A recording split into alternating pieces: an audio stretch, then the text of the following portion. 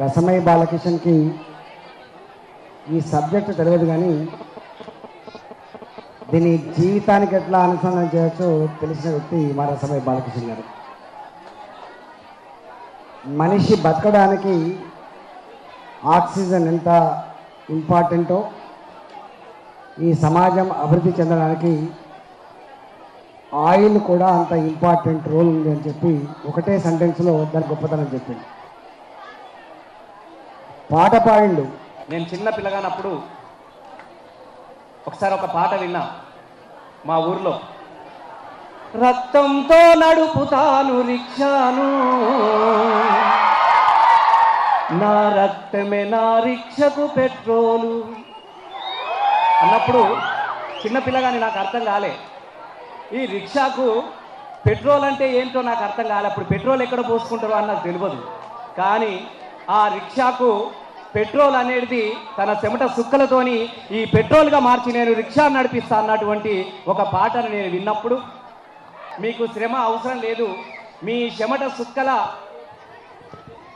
నాకు అవసరం లేదు, శక్తి అవసరం లేదు, ఇంధనాలకు ఆయిల్తో నడిపిస్తాము, అంతరిక్షానికి రాకెట్ను పంపిస్తామని ఆయిల్ను ఉత్పత్తి చేసినటువంటి, ఆయిల్ అందించినటువంటి కంపెనీలందరికీ నేను ధన్యవాదాలు తెలియజేస్తా ఉన్నా. ఇవల్ల ఒక్కొక్కటి గుర్తొస్తూ ఉంటుంది. వాస్తవంగా ఇది నా ప్రపంచం కాదు, నాకు తెలియదు. నేను పొద్దుగాలు లేస్తే తెలంగాణ పాటలు పాడుకుంటాను.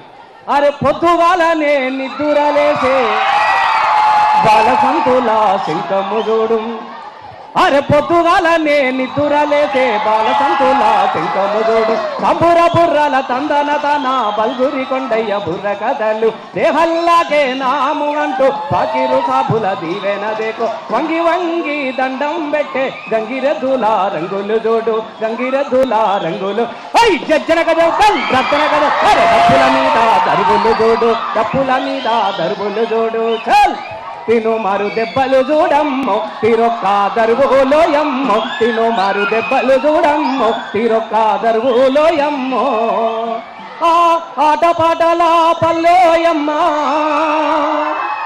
ఆటపాటల పల్లోయమ్మ, నోటి మాట రాని తల్లోయమ్మ, అమ్మా తెలంగాణమా ఆకలికే కలగానమా, అమ్మా తెలంగాణనా ఆకలికే కలగానమా. ఈ తెలంగాణ నుంచి ఆకలి కేకల బాధ తీరాలంటే తెలంగాణ అభివృద్ధి చెందాలని నేను కోరుకున్నా. మరి అభివృద్ధికి మనిషి బతకడాని కోసము ఆక్సిజన్ అయితే ఎంత ముఖ్యమో అభివృద్ధి జరగాలంటే కూడా ఆయిల్ కూడా అంతే ముఖ్యమన్నటువంటి భావన నాకు కలిగింది. మనిషి ఆక్సిజన్ ఆగిపోతే మనిషి చనిపోతాడు. ఒకవేళ ఈ ఉత్పత్తికి ఈ అభివృద్ధికి ఆయిల్ దొరకనప్పుడు అభివృద్ధి అనేది జరగదు, అభివృద్ధి కుంటుపడుతుందని నేను భావించుకున్నా. ఇవాళ మనిషి లేచింది మొదలు పడుకునేంత వరకు కూడా ఏదో ఒక దాంట్లో డీజిలో పెట్రోల్ పోసుకుంటే కానీ ప్రయాణం చేయని పరిస్థితి వచ్చింది. అంటే వారు చెప్పినట్టుగా ఇవాళ ఆయిల్ మీద సమాజం ఎంత డిపెండెంట్ అయిందో దాని వల్ల మాటలు చెప్పాల్సిన అక్కడ లేదు. కానీ ఇవాళ ఆయిల్ మీద పెట్టేటువంటి డబ్బు మనం ఎంత ఖర్చు పెడుతున్నాం ఒకసారి వింటే మనందరికి కూడా అమ్మనా అనిపిస్తుంది. ఈ దేశంలో మనం వాడుకునే ఆయిల్లో 22% మాత్రమే మన దగ్గర ఉత్పత్తి అయితే 78% ఆయిల్ బయట దేశాల నుంచి మనం ఇంపోర్ట్ చేసుకుంటూ ఉంటాం.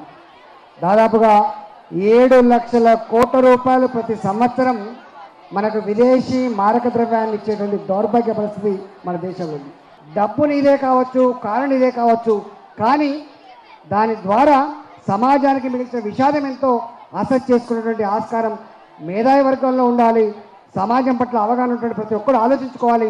లేకపోతే సమాజం అధోగతి పాలయ్యేటువంటి ఆస్కారం ఉంటుంది. కాబట్టి ఆ అవేర్నెస్ కార్యక్రమాన్ని వాళ్ళ మా ఆయిల్ కంపెనీ నిర్వహించినందుకు వాళ్ళందరికీ కూడా మేము ధన్యవాదాలు చేస్తూ ప్రభుత్వాల పరంగా తప్పకుండా మీకు సపోర్ట్ చేస్తాం.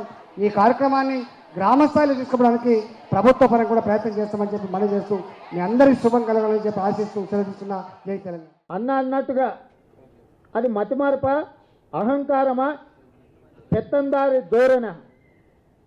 పటేలు పట్వారి వ్యవస్థను రద్దు చేసి పాలితులను పాలకులుగా తయారు చేసి ప్రపంచానికే ఒక వెలుగు నింపిన మహానాయకుడు వర్ధంతిని ప్రభుత్వం నిర్లక్ష్యం చేయడం, వారిని అవమానించడం